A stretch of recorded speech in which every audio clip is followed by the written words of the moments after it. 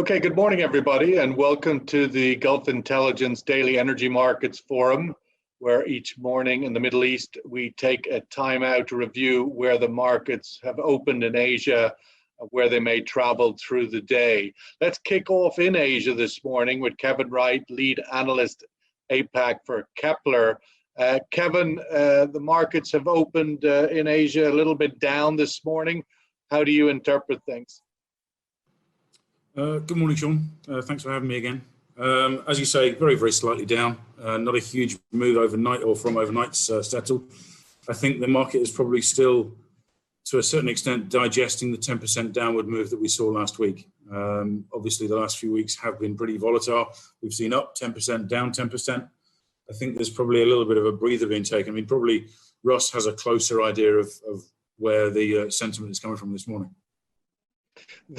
In terms of Chinese demand outlook, Kevin, some reports overnight from story that the indications are that Chinese demand is easing off, that the strong pull that we saw in the second quarter, third quarter. Yeah, I mean, as we've discussed on many an occasion, you know, the Chinese procurement activity in April, May, June was very, very significant, very, very elevated. And that resulted in huge imports into the country and a huge growth in their storage or in their inventory levels. Now we're seeing that slowing down slightly, but it's still growing. I mean, we're still around, according to Kpler data, we're still around the sort of 900 million barrels of crude across SPR, commercial and refinery storage. So still very high levels, but we are also seeing a bit of an increase in refinery runs. So hopefully that will mean that we start to draw down some of that inventory. It's still growing at the moment, according to us, and I think even according to Reuters. I think John Kemp over at Reuters was talking about it growing yesterday, still at about 1.1 million barrels a day. So on that basis, you know, we're not really seeing the draws yet, but hopefully if we see some return to demand, and again, it's the old story of demand, then we might start to see a draw in the coming weeks and months. Well, certainly OPEC would like to see that. Rustin Edwards, head of fuel oil procurement at Euronav. Rustin, we saw last night over the API inventory numbers, the crude building a little bit, but big draw on gasoline.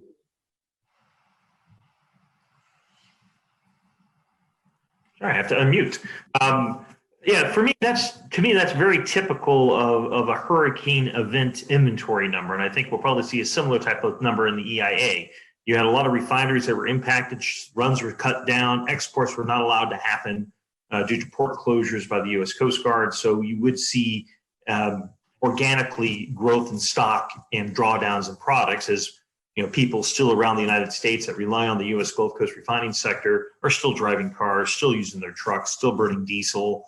So stocks should draw because you don't have the replacement barrels moving up the pipelines with all the shutdowns or run cuts that we had in relation to the storms. The other, I mean, some positive news out of the U.S. overnight, Rustin. U.S. Home sales approaching a 14-year high. It kind of seems counterintuitive and defies all the other headlines. You would think, but that's actually a phenomenon. You know, Switzerland is also experiencing a similar phenomenon that new home sales are going up. And, you know, the way I can relate to that is that if you were stuck in an apartment during the pandemic, and you might still be stuck in an apartment somewhere where you can't get out, can't do anything, those walls get very close very quickly. And so people might want to go buy a home with a yard so there's a place to go outside of the house and get some fresh air and enjoy some time out. So, I mean, it's a phenomenon we're also seeing here in Switzerland. Home sales are actually picking up. Home prices are picking up. And I'm sure if you looked at other markets, you'd probably have a similar response. Well, it's interesting that people are willing to make such large purchases in such an uncertain economic time. Money's cheap. Money's cheap. Money's cheap. Okay, money's cheap. Let's use it. Okay. Tony Foster, CEO of Marine Capital. Tony, welcome to the table for the first time. One of the things that have been making lots of news in recent weeks has been the area around tankers and the outlook for tankers hitting a kind of a radical bottom in earlier in September, $5,000 a day rate. What's your current outlook for the tanker sector? Thanks, Sean. Tanker market, to be honest, is looking pretty soft. And if you chat around the market, I think most of the leading brokers would say that they expect a much weaker Q4 and Q1 than they would normally have. Winter season obviously being traditionally stronger. I think the investor sentiment, if you talk about the acquisition of assets, is again weak. The news in the broader world around things like the European ETS are significant, and those items are just making difficult decisions even more difficult. So I think that makes investment problematic, and we're in for a very quiet time. Are we likely to see tankers that may otherwise be due for retirement having their lives extended and maybe becoming used for storage? What's your thoughts there? So in our research over many years, what we find is that it is effectively much more useful for ship owners to scrap VLCCs in a weak market than try to extend them. Life extension is costly, and you might as well have the $7, $8, $10 million in the bank. So and do something else with it. So in a weak market, we always see scrapping increase significantly, and there's no reason for that to change. Kevin, what are the big sort of headlines overnight? At least two of them that I picked up coming out of Asia, both related to the speeches at the UN, virtual UN conference. President Xi of China declaring a net zero target for China, and also the Philippines president basically putting out a fairly anti-China posture. But just addressing the Chinese president's statement and commitment to a net zero, what's your views on that? Should we be paying attention to it? The first thing I'd say is 2060 is a long way away. Yes. I mean, we talked about BP's announcement a couple of months ago for their net neutrality or zero emissions by 2050, and we also sort of agreed that was also a long way away. So that's the first thing that we need to bear in mind. There's 40 years to prepare for that. Now, China's a very, very large country dependent heavily on fossil fuels. Absolutely. And, if you look at China's growth story over the last 20 years, since it really sort of took hold of its own, what I would call sort of energy independence or created energy independence, the Chinese government was willing to compromise or to sacrifice air quality in order to get economic growth. And that made a lot of sense at that time, right? But obviously, as we all know, the pollution problem in the major metropolitan centers has become worse rather than better. And I think that, there is inevitably a drive to address that. Now, the Chinese EV market is growing all the time, but you're talking about relatively low levels in terms of percentages of absolute substitution from fossil fuels vehicles right now. So yeah, it's a lofty aim, and it's the right aim ultimately in the long run, but there's 40 years to achieve it. So yeah, but if you look at, for example, the reference you mentioned to BP this week or last week, in order for them to hit their 2050 or 2040 net zero targets, they're restructuring radically now, as in the next 12 months. So even though the deadline is where it is, the changes could be quite dramatic quite quickly. Yeah, and the change management is all part of the sort of the path, right? You've got to break this down into steps. You've got to break it down into bite-sized chunks that you can deal with. If you try and take one lofty, enormous step from the emissions rates that they are now to zero in 2060, you're not going to do it. So you've got to address incrementally, if you like, or decrementally, in fact, as you go along. And I think, so BP has unveiled their strategy to do that. And I think China will do the same. They'll address perhaps sulfur levels within the cities and then carbon levels within cities. And that spreads, nationwide eventually. So yeah, as I say, 40 years is a long time. China's a huge country with a huge population. But if they break it down into those bite-sized chunks, then it is manageable.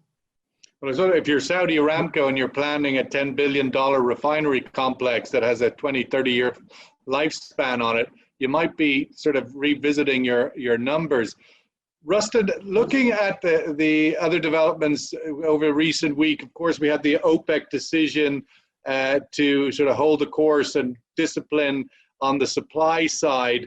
But also we're seeing a stronger dollar come into play.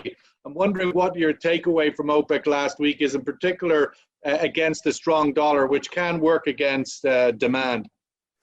Yeah, I think OPEC's going to have to keep a weathered eye on how well Libya comes back because, I mean, the decisions were made before the NOC at Libya decided to get their act together, and they've come to their agreements internally to get their production back online. So if we do start seeing Libya coming back, they've been exempted from the whole OPEC plus cuts. So, they have an incentive there to push out as much as they can and capture their own set of market share against the members of the OPEC plus agreement. So I think they have to keep an eye on Libya. The dollar, I'm a bit interested in how the dollar has strengthened here recently because you'd think counterintuitive market reaction that, with all the uncertainty that's currently going on in the United States around the election, around the COVID response, a strong dollar doesn't quite make much sense to me, but a strong euro maybe makes less sense, or a strong sterling, which is where the sort of counter is. Yes, no, and that's, again, it's almost like you need to see a stronger Asian currency markets versus the U.S. market, in my opinion.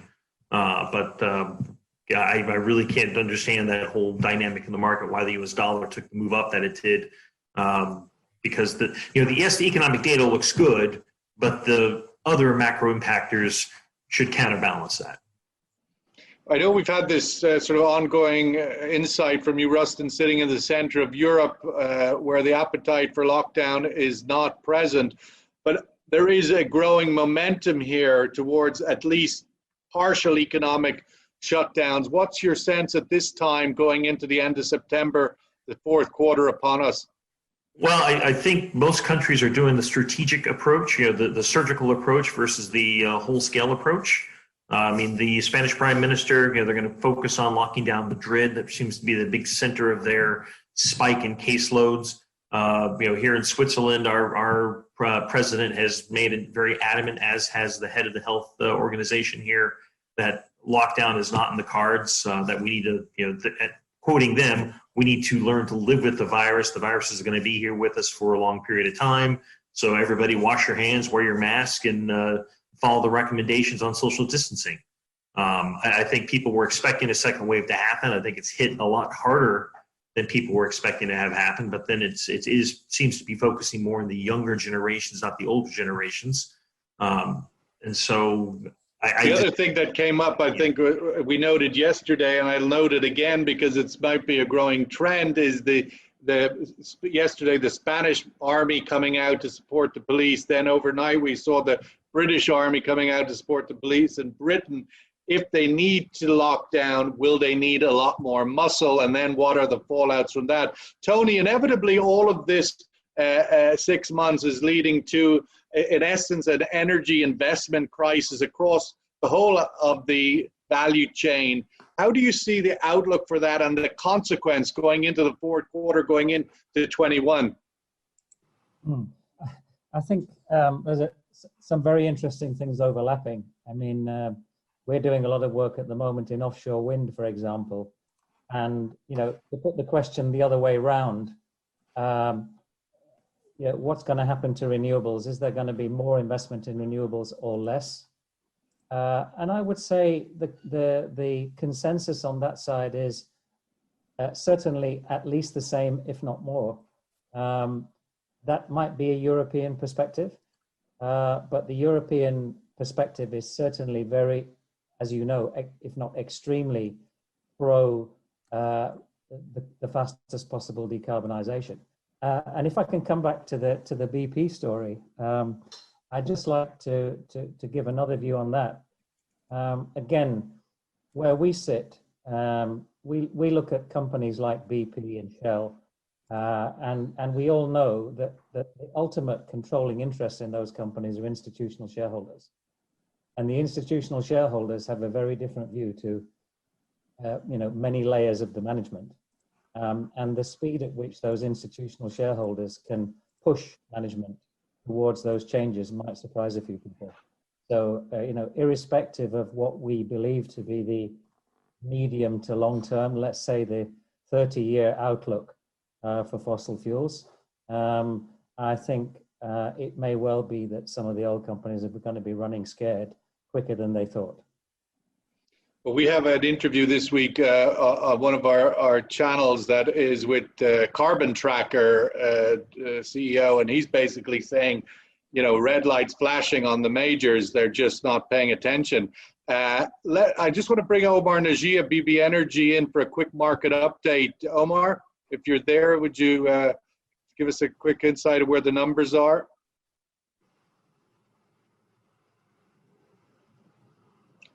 Omar's muted on. Maybe Irene, we could. Okay, there we go. Yeah, Thank you. I'm unmuted. So basically, WTI is trading at 39.40, which is down about 40 cents, and the S&P is trading flat. About it should open somewhere around 33.15, 1.5. And I think basically the trend on both of them, very short term, is lower. So 35, maybe my favorite target on TI is 31 before we start moving up. So 31. And on the equities, I think basically we get to 300 or 3,055, something like that, before we move up. So still another few percentage points down. Omar, you have been calling the dollars overvalued and the correction was coming as it has now. Where do you see it going from here? Dollar's going to get a lot stronger. The reason is, so the dollar, you measure it in terms of something called a dollar index. So the dollar index right now is trading about 94%. I think it gets, first step, it gets to 95. I've been saying that for a while. And then up to 100 and 103, which means basically the reason is everybody is short the dollar. They short the dollar either by being long euro, short dollar, long GBP, short dollar, long gold, short dollar. And there's way too much, everybody's basically short the dollar. So this is going to be maximum pain. They're going to basically push the dollar higher. People are going to start panicking, unwind all these positions. Euro goes lower, GBP goes lower, gold goes lower, and dollar goes higher. It's a headwind for oil, but I think in terms of, you know, it'll help it get to this, 35, 31 kind of region. My preference being 31, and then after that we start to rally. It's a headwind for oil. It's not really a death blow for oil, but it's also negative equities, and being negative equities, it's also negative Trump. So let's see what happens. Negative Trump. Let's see what happens. There's the headline. Kevin, one of the big questions of where oil prices may go is, where is China's ability to store more oil? What's Kpler's view on that? Does China have even more and more storage capacity? And one of the equations there is the ability of China refiners to find markets in Asia for their refined products. What's your outlook for that? Yeah, China has inventories to store probably another 400 plus million barrels before they run out of space. They're over the 900 million barrel mark at the moment. But the issue is not around capacity, it's around logistics and accessibility, because a lot of the terminals that we've seen and we've looked at in terms of inventories over recent months are inland. They're connected via infrastructure that's not really capable of absorbing the huge potential onslaught of crude that's coming. So we're at a situation right now at that 900 barrel mark where the usable, practical, and sort of user-friendly storage is kind of full. So from this point on, we're going to see, refinery storage has to increase further. So you've got to see the likes of PetroChina and so on taking crude into their tanks.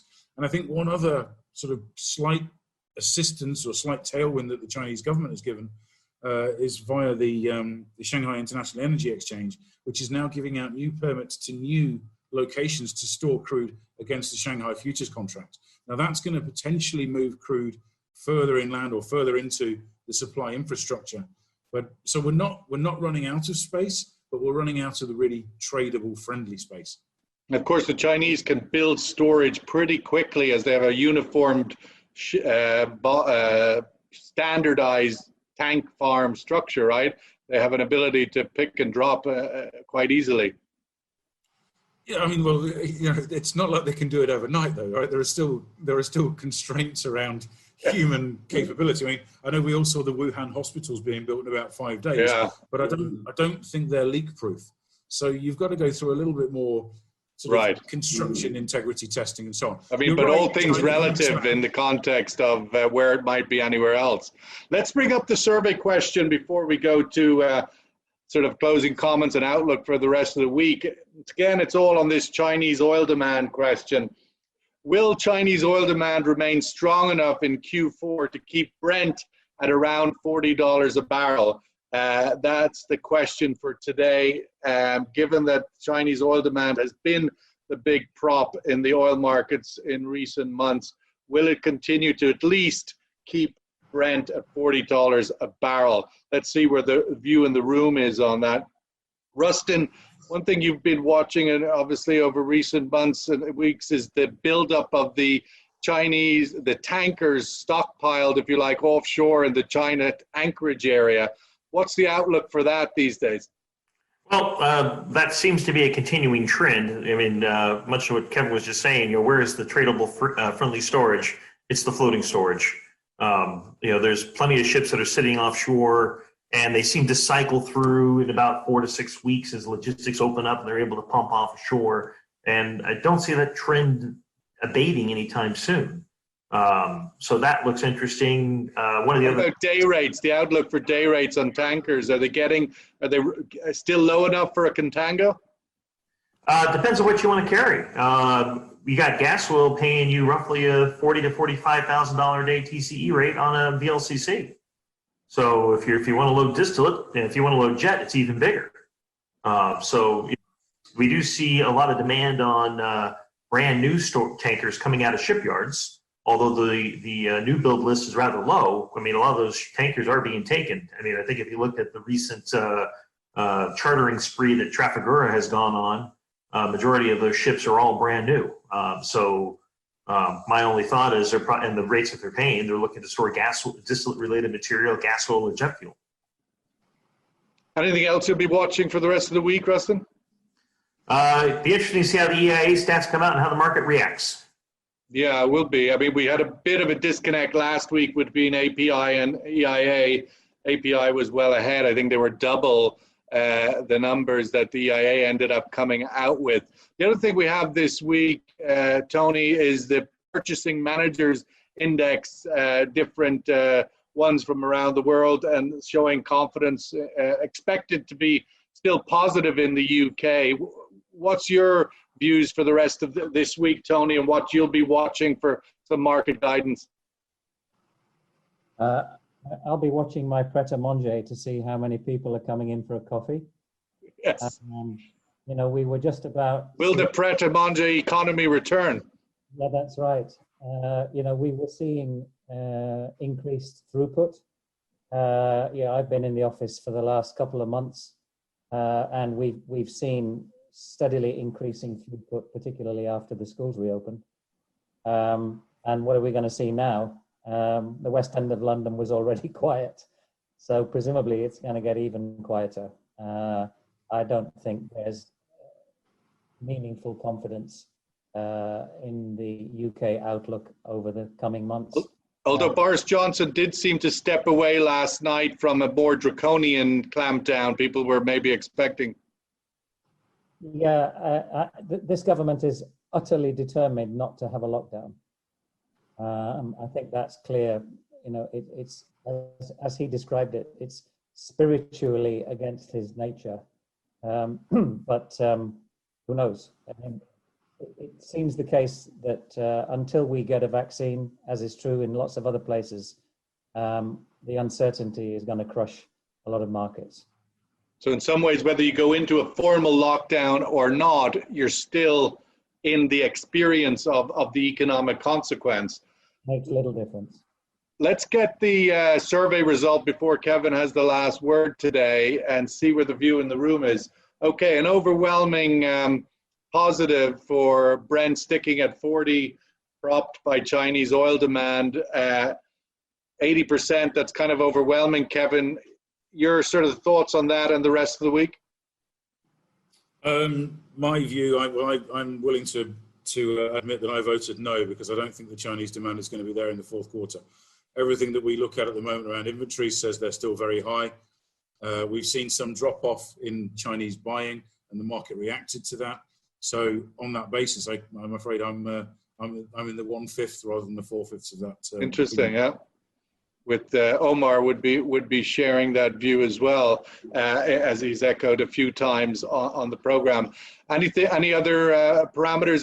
Any commentary there on the headline we mentioned earlier vis-a-vis the statement by the Filipino president overnight, basically drawing a line, if you like, vis-a-vis the position with China. There's been question mark within the big picture of Asia that Philippines were moving into the China camp. Maybe after yesterday's statement, it would seem that the Philippines have moved back to their natural alliance with the US, where that sort of increasing need to be, to take a position. I think you've encapsulated it perfectly. I mean, it was unusual to see the Philippines moving away from its alliance with the US that's been there for 50, 60 years. So for them to sort of dally with China for a short while, China has very, very strong territorial claims across the South China Sea that go very close to the borders, or sorry, to the maritime borders of all of the nations that surround them, whether it's the Philippines, Malaysia, as far down as Borneo. China claims that sea as their own. So I think for the Philippines, it's a question of sovereignty and a bit about reversion to their former policy with the US alliance of saying, no, there's a line, there's a limit, and you won't encroach. You won't move over that line. And I think that's what really is driving Duterte's comments overnight. Yeah. Okay, well, that sounds like a wrap. What I'll be watching is a little bit more of that. Do we see more cracks in the China, everybody else engagement? We saw earlier in the week Canada breaking off negotiations on a free trade agreement, the position on by Philippines overnight. And as a underlying trend line, is China fighting on too many fronts, on the mountains with India, the Hong Kong, Taiwan? It seems a lot of fractures there, and we would all be very lucky if none of them triggered something more than they should. And so I think one should always be cognizant of that, and perhaps the oil markets are not putting enough of a geopolitical premium with all of those things bubbling in the background. But that's just a thought to consider. Tony, Rustin, Kevin, thank you very much for your insights and participation today. Have a safe day and an economically productive one, and we'll catch you through the week. All the best. Thank you.